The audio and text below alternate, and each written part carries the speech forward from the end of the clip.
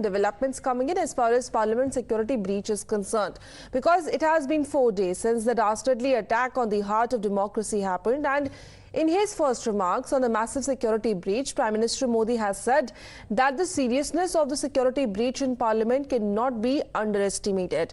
He called for no squabbling over the issue and urged for a united approach to address the matter. Now, amid the opposition's protests inside the parliament, Prime Minister cautioned against engaging in unnecessary disputes, hinting at a larger conspiracy. He said that the probe agencies are investigating the incident and it is equally necessary to go to the root of the people behind it as well as their motives. The Prime Minister's call for unity did not echo with the opposition. They have further dug in their heels over the demand for a statement from the Home Minister on the floor of the House. The opposition alleges that the only reason why the government is not agreeing to the demand is because it is afraid of being questioned on BJP MP Pratap Simha's role in the attack. Telangana bill पर कांग्रेस के ही सांसद ने paper spray लेकर जो parliament में किया था वो देश भूला नहीं है। कांग्रेस और विपक्ष राजनीति करने का बहाना ढूंढ रहा है, सदन ना चलने का बहाना ढूंढ रहा है। स्पीकर महोदय ने पहले दिन ही कहा था और सभी राजनीतिक दलों के प्रतिनिधियों को बुलाकर बैठक की थी। सुरक्षा ब्रीच हुई है वो है, बट क्यों हुई?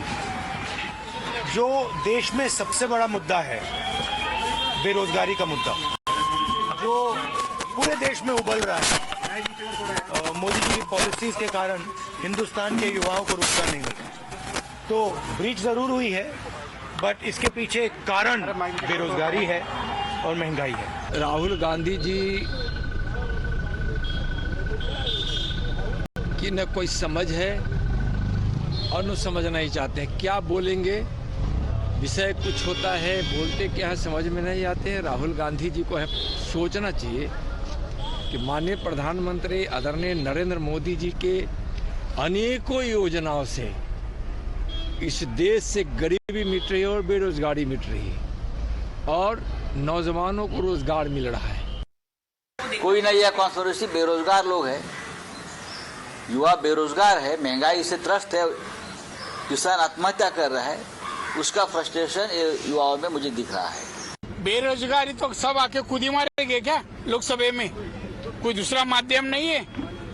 इस लोकशाही में किसके और अन्याय हुआ तो उसके खिलाफ बहुत सारे आंदोलन कर सकते हैं, क्या खुद ही मारनी चाहिए क्या?